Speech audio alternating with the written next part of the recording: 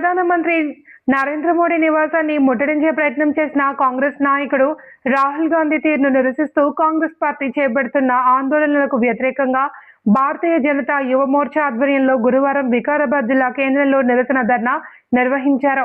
BJYM జిల్లా అధ్యక్షుడు చరణ్ రెడ్డి మాట్లాడుతూ దేశ ప్రజల చేత ప్రజాస్వామ్యబద్ధంగా ఎన్నికైన ప్రధానమంత్రి నివాసాన్ని ముట్టడించడం వంటి చర్యలు ప్రజాస్వామ్య విలువలకు విరుద్ధమని విమర్శించారు.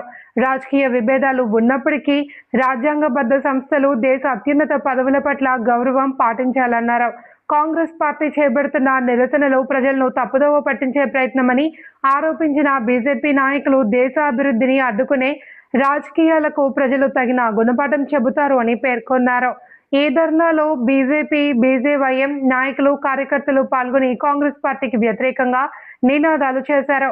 వీరిని పోలీసులు అరెస్ట్ చేసి పోలీస్ స్టేషన్ కు తరలించారు.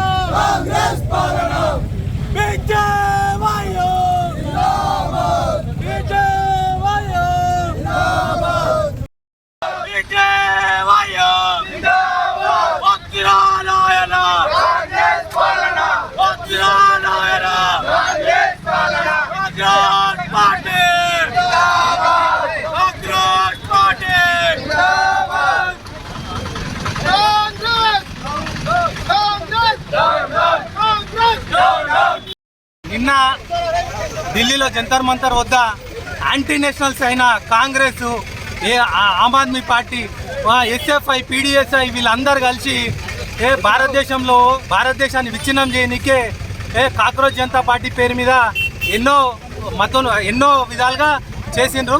దానికి నిరసన తెలుపుతూ మేము ఇవాళ వికారాబాద్లో మేము బీజేపీ గవర్నమెంట్ అయిన నరేంద్ర మోడీ గారికి మద్దతుగా ఈ ర్యాలీ చేయడం జరుగుతుంది. దీన్ని మేము ఏదైతే చేస్తున్నామో దీన్ని అడ్డుకుంటున్న పోలీసులని కోరుతున్నాం. మా ధర్నాని జంతర్ మంతర్ వద్ద మేము చేసుకొని ఇస్తున్నాం. మాకిడంగా ఇక్కడ చేసుకొని అవకాశం కల్పించాలని చెప్పి కోరుతున్నాం.